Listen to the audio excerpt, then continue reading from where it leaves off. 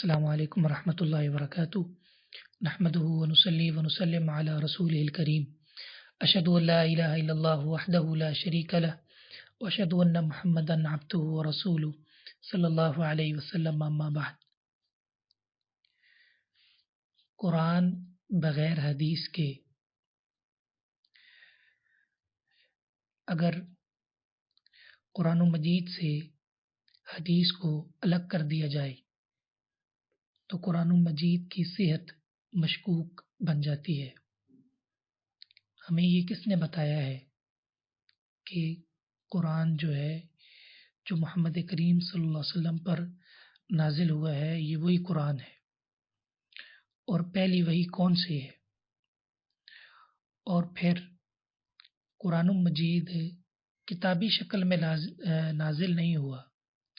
بلکہ محمد الرسول اللہ صلی اللہ علیہ وسلم پر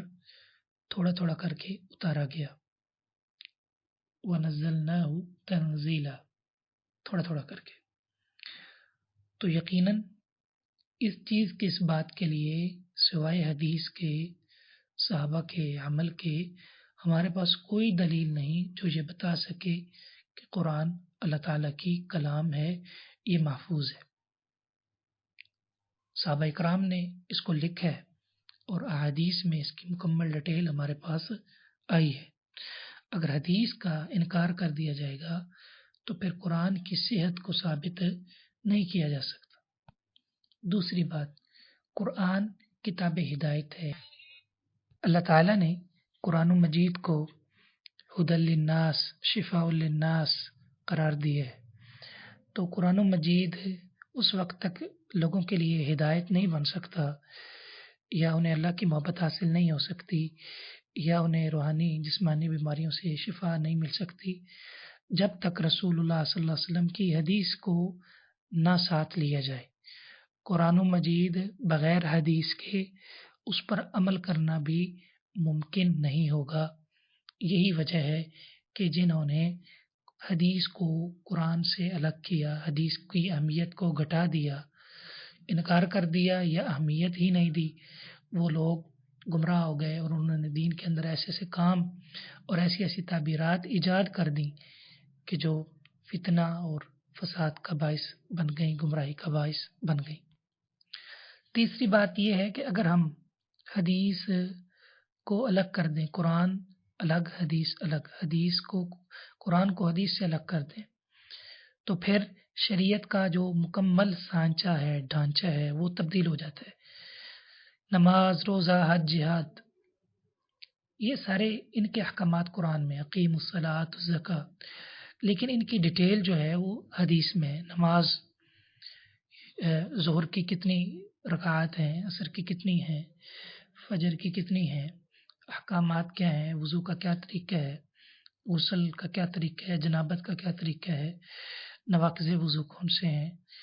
پاکی کے مسائل کیا ہیں، حلت و حرمت کے مسائل، اور اسی طرح زکوٰۃ ہے، زکوٰۃ کے مسائل، جہاد ہے، جہاد کے مسائل، اسی طرح روزمرہ زندگی کے مسائل، آئلی زندگی کے مسائل، اسی طرح آپس میں جھگڑے اور جھگڑوں کا حل، اور اس کے اندر دیات کی تفصیل۔ یعنی اگر ہم حدیث سے قرآن کو بالکل الگ کر دیں گے تو پھر شریعت کا جو سانچہ، جو ڈھانچہ محمد رسول اللہ صلی اللہ علیہ وسلم بنا کر گئے ہیں، وہ یکسر مکمل طور پر وہ تبدیل ہو جاتا ہے۔ یہی وجہ ہے کہ ان لوگوں نے جب حدیث سے قرآن کو الگ کیا تو انہوں نے نماز کی تعبیر بدل دی، اور جہاد کی بدل دی، اور اسی طرح زکوٰۃ کی بدل دی۔ نماز اقامت الصلاۃ کا معنی کیا، دین کا غلبہ، اور نماز کا انکار کر دیا۔ تعبیرات چینج کرتے گئے، جو 14 صدیوں میں حدیث کے ذریعے سے جو محفوظ تھیں تعبیرات، تفسیر، مراد رسول، اللہ تعالیٰ کی مراد، وہ انہوں نے حدیث کو الگ کرنے سے چینج کر دی۔ اگر قرآن سے حدیث کو الگ کر دیا جائے تو یہ قرآن مجید کا بھی انکار ہے، کیونکہ قرآن بار بار کہتے ہیں وَمَا مِن رَّسُولٍ إِلَّا لِيُطَاعَ بِإِذْنِ اللَّهِ، جس رسول کو بھی بھیجا گیا وہ اس لیے بھیجا گیا تھا کہ اس کی اطاعت کی جائے۔ تو اطاعت کب ہو سکتی ہے؟ جب حدیث ہی نہیں ماننی تو اطاعت کیسے ہو سکتی ہے؟ اور مَا آتَاكُمُ الرَّسُولُ فَخُذُوهُ وَمَا نَهَاكُمْ عَنْهُ فَانتَهُوا، تمہیں جو رسول دے لے لو، اور جو جس سے منع کرے اس سے رک جاؤ۔ جب قرآن کو حدیث سے ہی الگ کر دینا ہے تو پھر قرآن کا بھی سیدھا سیدھا انکار ہو جائے گا، کیونکہ قرآن اور حدیث دونوں ایک ہی چیز ہیں، لازم و ملزوم ہیں، جیسا کہ میں آگے اس کو بیان کرنے والا ہوں۔ اس سے قبل یہ بات بھی عام ہے کہ قرآن مجید میں کہاں کہاں حدیث کا ذکر ہے۔ آئیے تو اس کی چند مثالیں اور چند آیات پر غور کرتے ہیں۔ اللہ رب العزت فرماتے ہیں، ایمان والو، یا ایھا الذین آمنوا استجیبوا للہ وللرسول، جب اللہ اور اس کے رسول کا حکم آ جائے تو تم اس کا جواب دو، للہ وللرسول اذا دعاکم، جب وہ تمہیں بلائیں۔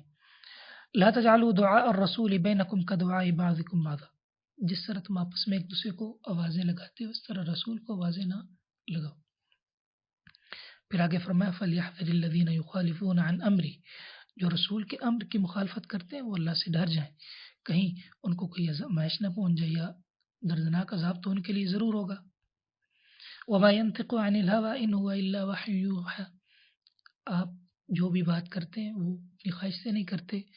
إِنْ هُوَ إِلَّا وَحْيٌ يُوحَىٰ، یہ تو اللہ کی وحی۔ اسی طرح فَلَا وَرَبِّكَ لَا يُؤْمِنُونَ حَتَّىٰ يُحَكِّمُوكَ فِي مَا شَجَرَ بَيْنَهُمْ، آپ کے رب کی قسم اس وقت تک یہ مومن نہیں ہو سکتے جب تک آپ کو اپنے اختلافی مسائل معاملات میں فیصل نہ مان لیں۔ تعالوا إلى ما أنزل الله وإلى الرسول، اللہ اور اس کے رسول کی طرف آؤ۔ إنا أوحينا إليك كما أوحينا إلى نوح، بے شک ہم نے آپ کی طرف ایسے وحی کی جیسے نوح کی طرف کی۔ نوح کی طرف تو ہے کتاب نہیں آئی تھی، تو کیا آئی تھی؟ وحی۔ وہ بالکل آپ کی طرف بھی وہی معلوم ہوا کہ قرآن کے علاوہ بھی کوئی وحی ہے، اور وہ حدیث ہے۔ یحل لهم الطیبات ویحرم علیہم الخبائث، اللہ تعالیٰ فرماتے ہیں کہ اس رسول کا وصف یہ ہے کہ وہ حلال پاک چیزوں کو حلال کرے گا اور خبیث کو حرام قرار دے گا۔ تو رسول کو حلال اور حرام کی اتھارٹی اللہ نے دی، اللہ کے حکم سے وہ یہ کریں گے۔ تو یہ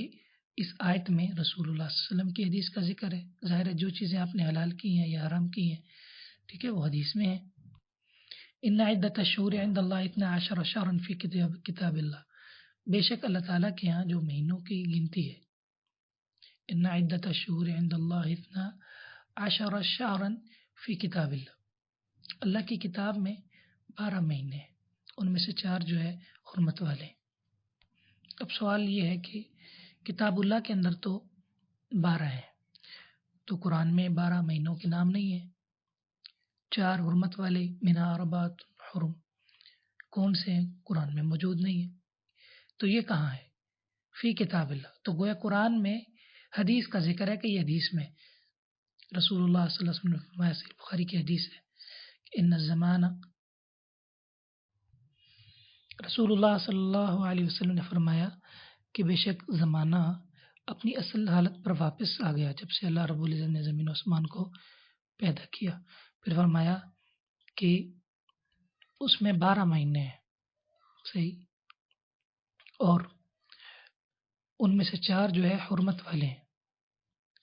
منہا اربعۃ حرم، وہ 4 جو ہیں 3 متوالیات، 3 ان میں سے مسلسل ہیں، اور ایک جو ہے وہ مسلسل کون سے ہیں؟ ذی القعدہ، ذی الحجہ، محرم،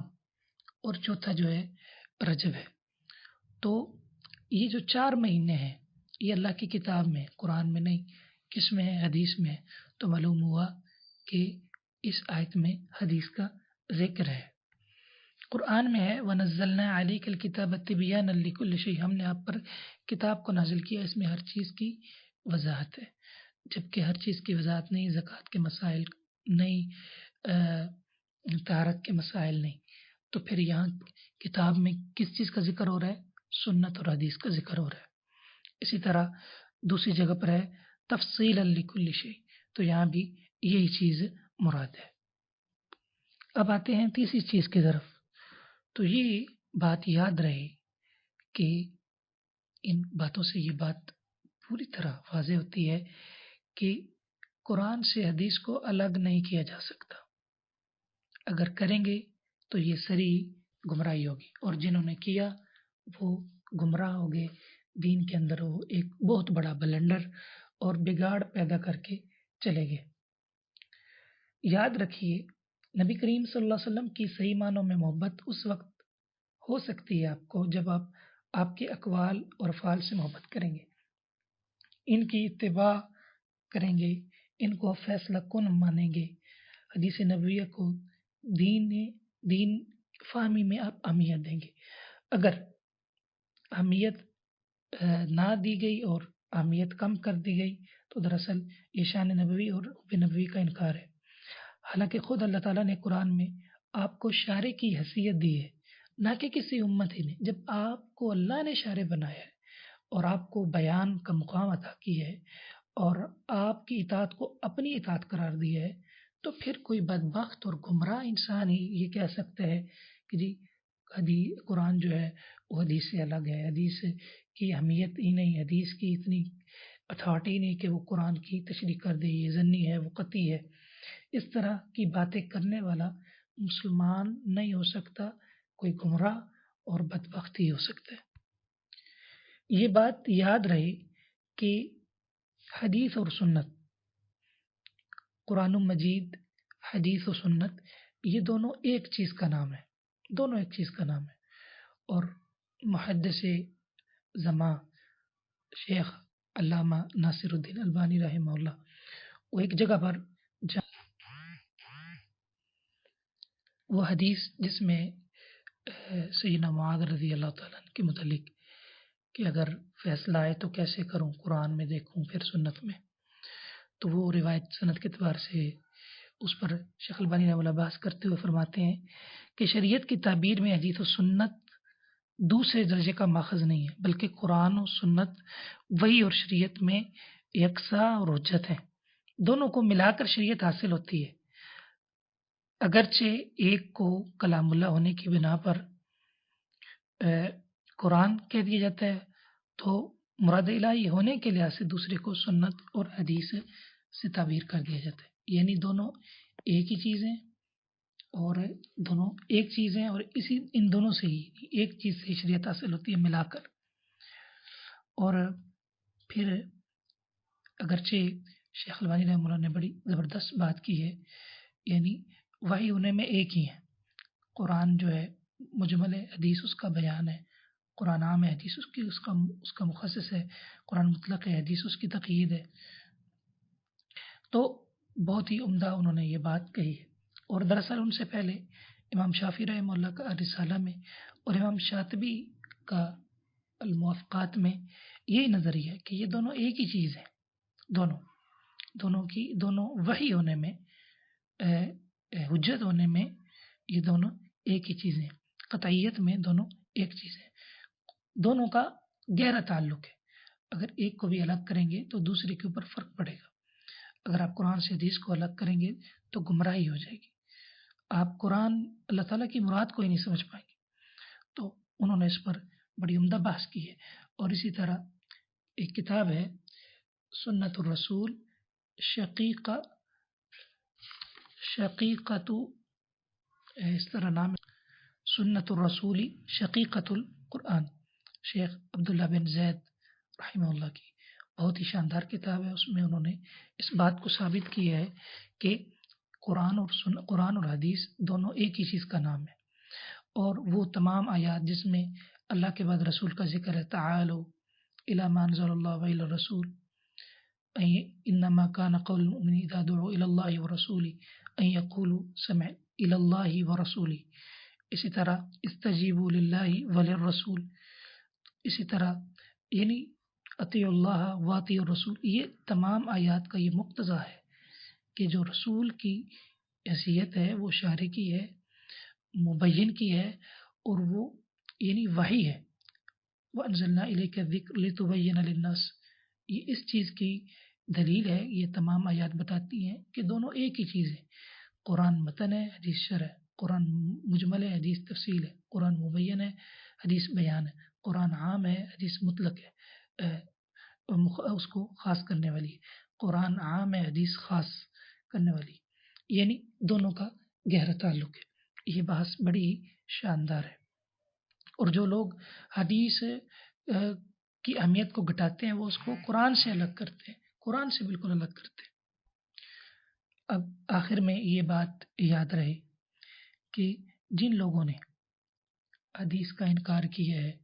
یا انہوں نے قرآن سے حدیث کو الگ کیا ہے، تو انہوں نے مختلف چیزوں سے کا سہارا لیا ہے۔ تواتر عملی کا سہارا لیا ہے،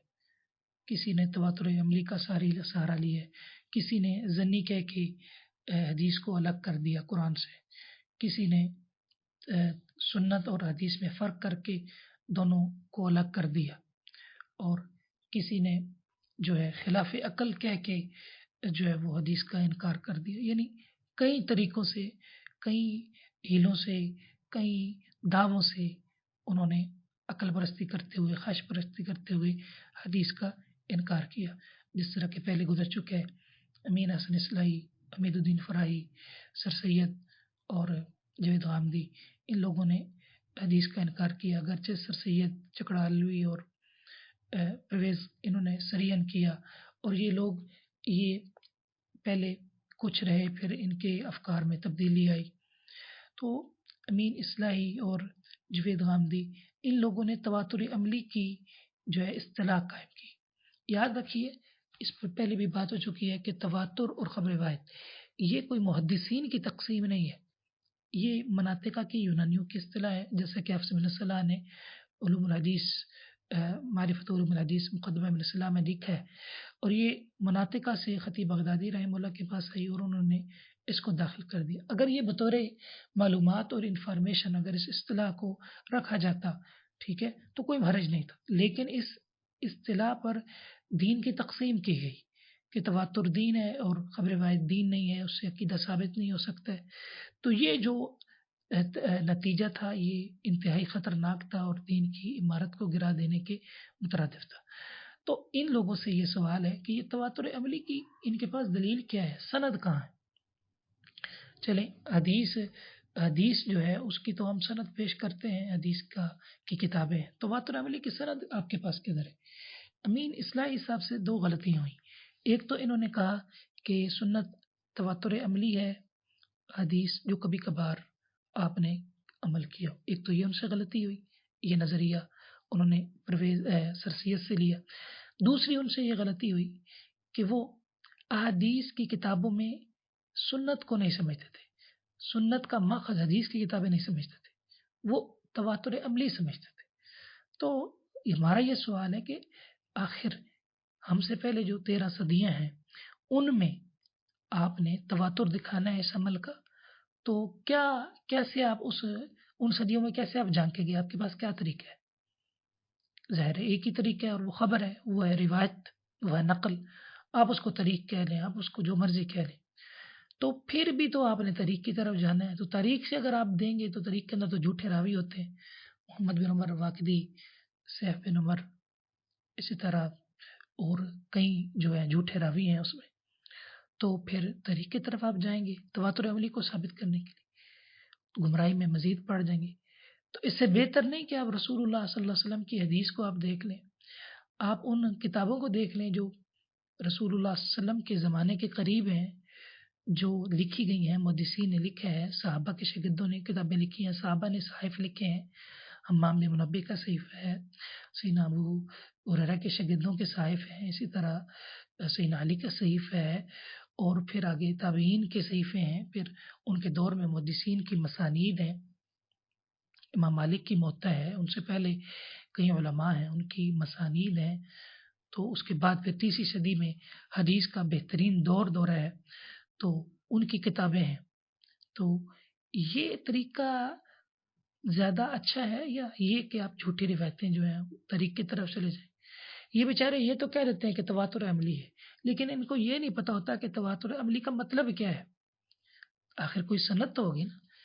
اچھا، اپنا ایسا اصول بنا لیا جس کو دیکھنے کی کوئی ضرورت نہیں، اور دوسروں کے اصولوں کو جو ہے وہ توڑ دیا اور ان کا انکار کر دیا، تو یہ بڑی گمراہی میں چلے گئے۔ یعنی یہ اٹھا کر کے یہ اصطلاح قائم کر کے تواتر عملی کی، اور تواتر کی اپنی کوئی حیثیت نہیں، تواتر کی اصطلاح تو بنا لی، صرف چند روایتیں اور تواتر لفظی کی تو صرف ایک مثال ہے، من کا دعویٰ، باقی سارا دین جو ہے وہ احاد پر مشتمل ہے، تو ضرورت ہی نہیں تھی تواتر کی بحث کو ذکر کرنے کی، اس اصطلاح کو مقرر کرنے کی۔ یہ تو مناطقہ کی دیکھیے یہ اصول فقہ میں یہ بحث آ گئی اور وہاں سے اصول حدیث میں یہ آ گئی۔ ہمارے ہاں یہ بھی بڑا مسئلہ ہے کہ بہت سارے علوم و فنون میں بہت ساری چیزیں گھسی ہوئی ہیں۔ اصول فقہ جو ہے اس کے اندر یہ مناطقہ کی چیزیں گھسی ہوئی ہیں، اصول حدیث میں کئی ایسی مباحث گھسی ہوئی ہیں جن سے ہمارے جو ہے منہج کو تحفظ ہے، اہل حدیث کے منہج کو، تو یہ اس کا محل نہیں ہے کسی اور موقع پر۔ اگر کہ منہج اہل حدیث کے کون سی مباحث ہے اصول فقہ اور اصول حدیث کی جن سے اہل الحدیث کے منہج کو تحفظ ہے۔ اور حافظ ابن قیم نے الصواعق کے اندر جو طاغوت ذکر کی ہیں جن سے قرآن اور حدیث کا انکار کیا جاتا ہے، وہ یہی ہے، صحیح ظنی اور قطعی کی بحث ہے۔ تو لوگوں نے ان بحثوں سے حدیث کا انکار کیا ہے، اللہ تعالیٰ کی صفات کا انکار کیا ہے، مراد رسول کو چینج کیا ہے، اعتزال پیدا کیا ہے، تجہم پیدا کی ہے، لوگ خارجی بن گئے، لوگوں نے صحابہ اکرام کے بارے میں بکواس کی ہے، ٹھیک ہے، اور انہوں نے روایات کے اوپر جو ہے روایات کے متعلق عجیب قسم کے شوشے چھوڑ دی۔ اگر منکرین حدیث کو اتنا ہی شوق ہے تواتر کا اور خبر واحد کا، تو یہ تقسیم کو اس کے اوپر کوئی قرآن سے دلیل تو ہوتی نا، کہ قرآن یہ کہتا ہے تواتر یہ چیز ہے اور خبر واحد یہ ہے، تواتر کی حیثیت زیادہ ہوتی ہے، خبر واحد کی کم ہوتی ہے۔ تو محض یہ ان کی عقل پرستی تھی، ان کی خواہش پرستی تھی، یہ مناطق سے متاثر تھے، یورپ کی تہذیب سے متاثر تھے، انہوں نے دین کو ان اصولوں پہ پرکھا، اپنی خواہشات سے پرکھا، اور جو امت کے عظیم لوگ تھے جن کو اللہ رب العزت نے اپنے دین کی حفاظت کے لیے اپنی حفاظت کا جو ذمہ تھا اس کو پورا کرنے کے لیے جس عظیم گروہ کو پیدا کیا اور انہوں نے محنتیں کی اور لوگوں تک دین پہنچایا، رسول اللہ صلی اللہ علیہ وسلم کے الفاظ بھی محفوظ کیے، اس کی مراد کو بھی محفوظ کیا، اور پھر سند کے ساتھ پوری طرح صحت کے اعلیٰ معاییر کا پاس و لحاظ کرتے ہوئے انہوں نے روایات کو آگے اپنے شاگردوں تک منتقل کیا، انہوں نے پھر اپنے شاگردوں تک منتقل کیا، پھر انہوں نے الفاظ میں بھی جو ہے الفاظ کا بھی خیال رکھا۔ محدثین کو اللہ تعالیٰ جزائے خیر دے کہ اگر روات کے اندر الفاظ کا اختلاف ہو تو وہ بھی وہ ذکر کرتے، آپ نسائی اٹھا کر دیکھ لیں، آپ ابو داؤد اٹھا کر دیکھ لیں، انہوں نے ایک ایک چیز کی حفاظت کی، ابواب قائم کیے، ابواب بندی کے ساتھ انہوں نے حدیث کی جو ہے فقہ کو جو ہے حدیث کے فہم کو انہوں نے واضح کیا۔ امام ترمذی کی آپ سنن ترمذی دیکھ لیں، بیک وقت وہ مسائل کا پورا انسائکلوپیڈیا ہے، اس میں انہوں نے رسول اللہ صلی اللہ علیہ وسلم کی حدیث کے ساتھ مراد رسول کی پوری وضاحت کی ہے، اصول حدیث بھی ہے اس میں جو ہے اصول حدیث کو کافی کھول کر بیان کیا گیا، اور محدثین کے جو معاییر ہیں اہل الحدیث کے انہوں نے بیان کیے ہیں۔ تو محدثین اسی طرح جو شارحین ہیں، حافظ ابن عبد البار ہو گئے، حافظ ابن حزم ہیں اور دیگر، انہوں نے بھی بھرپور طریقے سے حدیث کی حفاظت کی، اور جس نے بھی حدیث کا انکار جس طریقے سے کیا انہوں نے اس کا رد کیا۔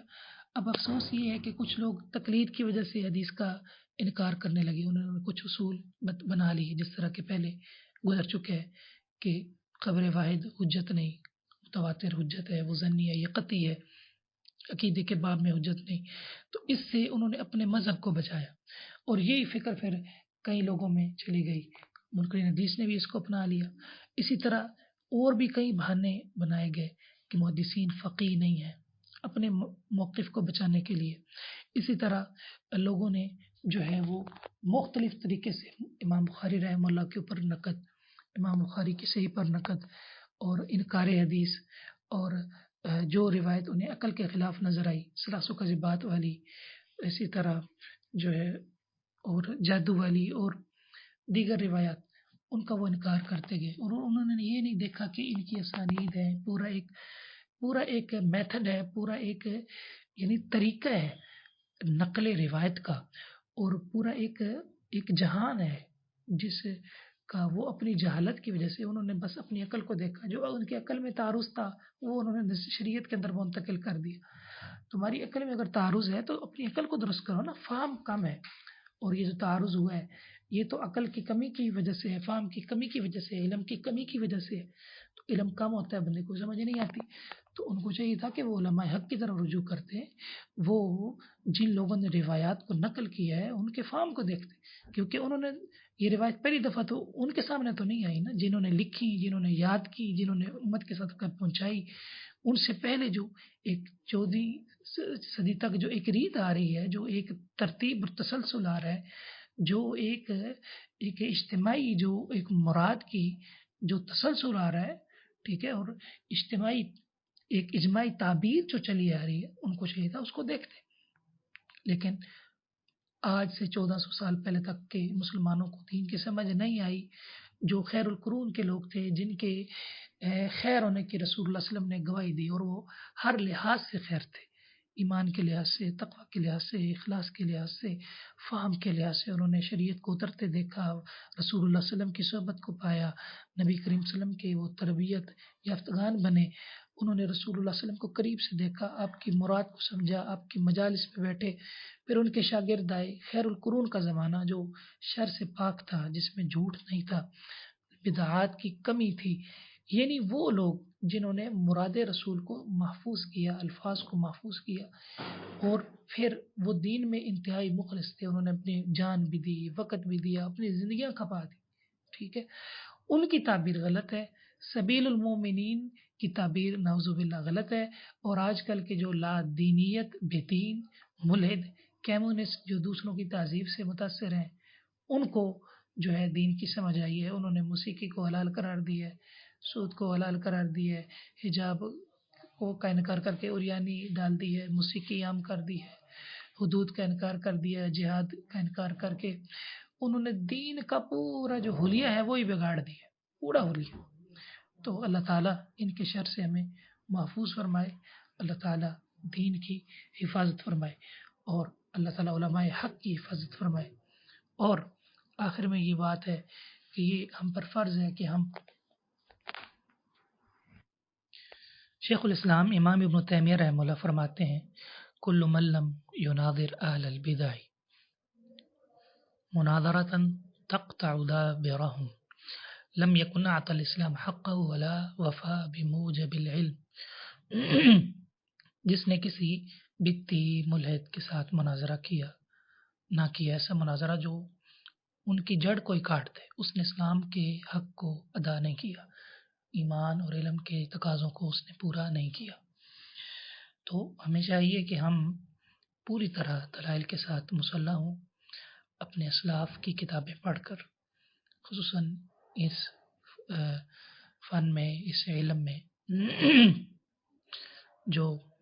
الکفایہ فی علم الروایہ خطیب بغدادی کی، اسی طرح جامع بیان العلم و فضلہ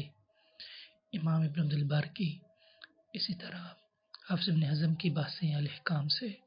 شیخ الاسلام امام ابن تیمیہ ابن قیم کی بحثیں، اعلام الموقعین سے اور ان کی کتابوں سے، اور اسی طرح مختصر الصواعق المرسلہ، اور اسی طرح جو کتابیں ہیں شیخ البانی رحمہ اللہ کی جو حدیث کے حوالے سے، اور دیگر اہل علم نے جو لکھی ہیں، یعنی بعد کے جو علماء ہیں، اردو لٹریچر بھی پڑھے ہیں، لیکن اس سے پہلے جو عربی کے اندر کتابیں ہیں اور جو مصادر اور مراجع کی حیثیت رکھتے ہیں، انہیں لازمی پڑھیں، ان کو پڑھیں اور اقوال دیکھیں، محدثین کے ابواب دیکھیں، اور بھرپور طریقے سے جو شبہات ہیں وہ بھی دیکھیں، اور ان کا حل جو ہے وہ دیکھیں، نصوص کو دیکھیں، یعنی انکار حدیث ہو، جیت حدیث ہو، اس کا سلبی پہلو ہو، ایجابی پہلو ہو، مکمل طور پر اس کو پڑھیں، لکھیں۔ اللہ رب العزت